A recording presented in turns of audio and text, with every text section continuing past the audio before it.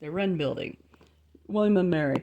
I saw this a million years ago when I was a tour guide, and I thought it was so cool. And I was studying um, not the founding fathers, but the people that influenced them from Williamsburg, like George Mason.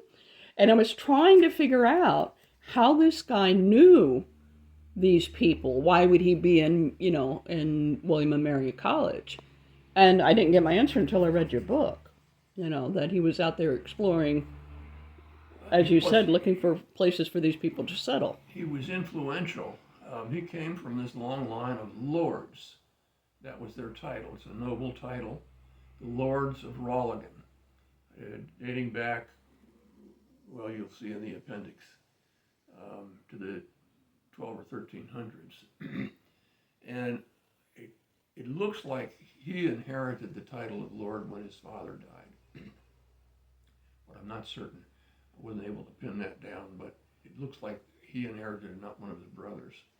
So, he lands in Virginia. He goes to the state capitol. He goes to the governor's office. He says, I'm the Lord of Roligan. I'd like to introduce myself to the governor. And back in those days, that was a big deal. A lord shows up. You hop to it. You show him courtesies. You take care of him. And that's all it took, apparently, to open doors for him. He did the same thing in Maryland. He partnered with William Penn, the owner of Pennsylvania, world's largest landowner at the time, private landowner. And they were buddies. And Penn said, I want you to be my commissioner of mines for Pennsylvania. At first, Michel said, I have other things to do. And then he said, okay, and he was.